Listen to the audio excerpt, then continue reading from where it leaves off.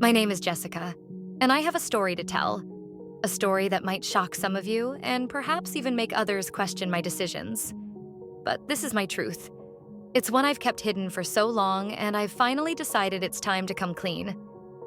I need to start by saying that, no, this isn't some wild tale of outrageous behavior or explicit scandal. This is about love, loneliness, and how a simple connection went terribly wrong. Let me take you back to the start. My husband, Richard, and I have been married for almost a decade. We met when we were both fresh out of college. He was ambitious, charming, and the kind of man who could walk into any room and have everyone's attention in an instant. I fell hard for him, and the early days of our relationship were like something out of a romantic movie. It was perfect. Fast forward a few years, and life wasn't so picture perfect anymore. Richard's work took him away from home more often than not. His job was demanding, and he was constantly traveling for business meetings, conferences, and networking events. While I understood that his work was important, the absence took a toll on our marriage. We grew distant, barely talking for days at a time. And when we did talk, it was mostly surface-level conversation. You know, the usual, how was your day and what's for dinner kind of stuff. But underneath it all, I was lonely. I was craving attention, companionship, and someone to fill the void Richard had unknowingly left in my life. That's when things started to change. We lived on a quiet, peaceful farm outside the city. One of the things that had drawn us to this place was the space and the opportunity to keep animals. We had a few chickens, a couple of goats, and of course our horse, Midnight. Midnight was a beautiful, strong black stallion with a temperament so gentle that it felt like he understood emotions better than most people. I had always loved horses, and Midnight was special. He had been a gift from Richard for our 5th wedding anniversary, a gesture to show how much he cared, even though he couldn't always be there. During the long, lonely days when Richard was away, Midnight became my source of comfort. I would spend hours in the stable, brushing him, talking to him, and just being in his presence. It sounds strange, I know, but animals have a way of sensing when you're hurting. Midnight always seemed to know when I was sad or frustrated, and he would nudge me gently with his nose as if to say, "I'm here. You're not alone."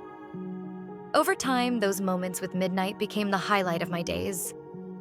I found myself pouring my heart out to him, telling him things I couldn't even tell my husband. Midnight was patient, never judgmental, and always there.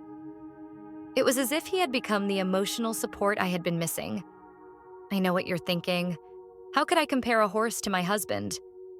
But you have to understand that Richard was absent, and Midnight was all I had. The turning point came one summer evening. Richard was out of town, as usual, and I was feeling particularly down.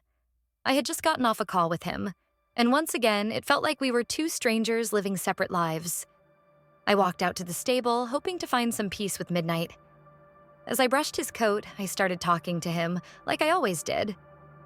But this time, something was different. I was venting about my frustrations, my loneliness, and how disconnected I felt from Richard. I was rambling on, not even thinking about what I was saying, when suddenly I realized that I was speaking about Midnight in a way that made my heart race. I caught myself, shook my head, and laughed it off. "Jessica, you're being ridiculous," I told myself. Midnight was a horse, a magnificent one, yes, but still, just a horse. I tried to brush off the strange thoughts that had begun to creep into my mind. But as the days went on, I found myself returning to the stable more and more often, lingering longer than I should have, and feeling a growing sense of attachment to Midnight that I couldn't explain. I felt guilty.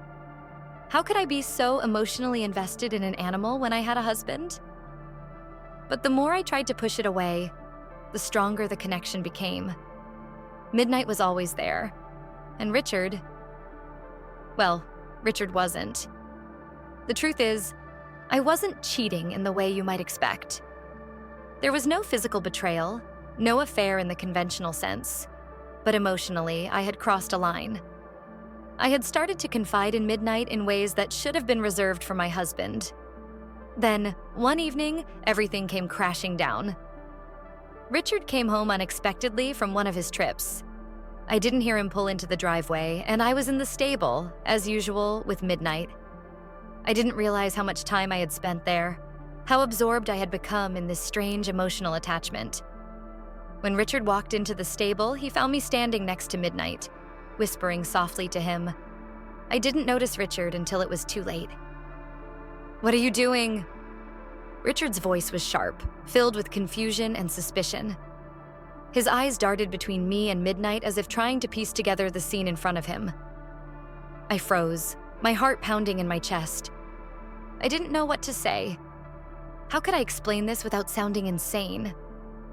Richard stood there, staring at me, waiting for an explanation that I wasn't sure how to give. How could I even begin to explain the emotional whirlwind I had been caught in? The silence in the stable felt like it was stretching on forever, broken only by the soft snorts of Midnight, who was completely unaware of the storm that had just blown in. "Jessica, what the hell is going on?" Richard asked again, his voice a mix of confusion and anger. He stepped closer, his eyes narrowing as if he was trying to understand what he was seeing. I stepped back instinctively, putting a hand on Midnight's side as if he could somehow shield me from the confrontation that was coming. "It's not what you think, Richard," I stammered, though I wasn't even sure what he thought yet. How could he explain what he was witnessing when I barely understood it myself? He shook his head, clearly not convinced. "Then tell me, because I come home early and I find you here whispering to our horse like he's... I don't even know what. What am I supposed to think?" I took a deep breath, trying to find the words to explain the emotional connection I had developed with Midnight without sounding completely insane. "Richard, you've been gone a lot lately," I started, and I could already see the frustration building in his eyes. "I know it's your job, and I know you're working hard for us, but I've been lonely. And Midnight, he's been here for me. He's listened when I didn't have anyone else." He threw his hands up in exasperation. "He's a horse, Jessica. You're talking like he's a person." I winced at his words, but I couldn't deny that he was right. "I know," I whispered, "but he was there when you weren't. I started to talk to him because I didn't have anyone else. It got out of hand." Richard looked at me, his expression a mix of disbelief and hurt. "So what? You're saying you had an emotional affair with a horse?" The words sounded absurd, even to me, but the reality of the situation wasn't as far-fetched as it seemed. "I didn't mean for it to happen," I said quietly, tears welling up in my eyes. "I was just so lonely, Richard. I needed someone to talk to, and Midnight was there." He shook his head again, clearly struggling to process everything. "So, what are you telling me? That you love him? That you'd rather be with him than me?" His voice cracked slightly, and I could tell that, beneath the anger, there was a deep sense of betrayal.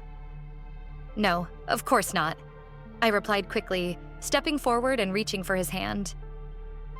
"I love you, Richard, but I was lonely and I made a mistake. I let my emotions get the better of me, and I turned to Midnight when I should have turned to you."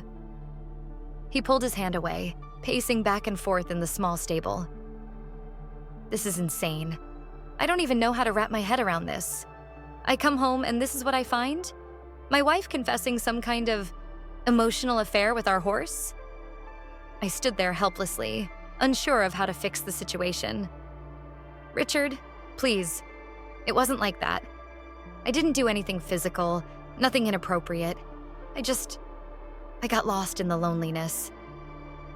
For a moment, he didn't say anything. He just stood there, his back turned to me as he tried to collect his thoughts.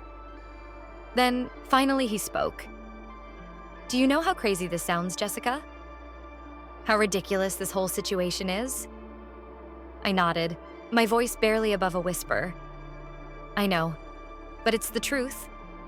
I let my loneliness cloud my judgment, and I'm sorry. I never meant for it to get this far." Richard turned to face me, his expression softening slightly. "Why didn't you talk to me? Why didn't you tell me you were feeling this way?" "I tried," I said, my voice trembling. "But every time I brought it up, you were too busy or too tired or just distracted. and eventually I gave up. I thought maybe this was just how things were going to be. So I found comfort in midnight. And I know that sounds ridiculous, but he was there for me in a way you weren't. He sighed heavily, running a hand through his hair. I didn't know you felt this way. I thought we were fine. We weren't, I replied softly. But I didn't want to burden you with it. You were always so busy with work, and I didn't want to seem needy. But the truth is, I needed you, Richard. I needed my husband. And when you weren't there, I turned to midnight. There was a long silence between us as we both stood there, the weight of the situation sinking in. Finally, Richard spoke again, his voice much softer this time. I don't know what to do with this, Jessica. I don't know how to move forward from here. I took a deep breath, feeling the tears spill over onto my cheeks. I don't either, I admitted. But I want to fix this. I want to fix us. I love you, and I don't want to lose you. Richard looked at me, his eyes filled with a mixture of pain and uncertainty. I love you too, Jessica. But this is going to take time. I nodded, understanding the gravity of the situation. I know, and I'm willing to do whatever it takes to make things right. He sighed again, finally stepping closer to me. We need to talk about this. Really talk. About everything. Not just midnight, but us. Where we went wrong and how we can fix it. I nodded, reaching out to take his hand again, this time feeling him squeeze it back.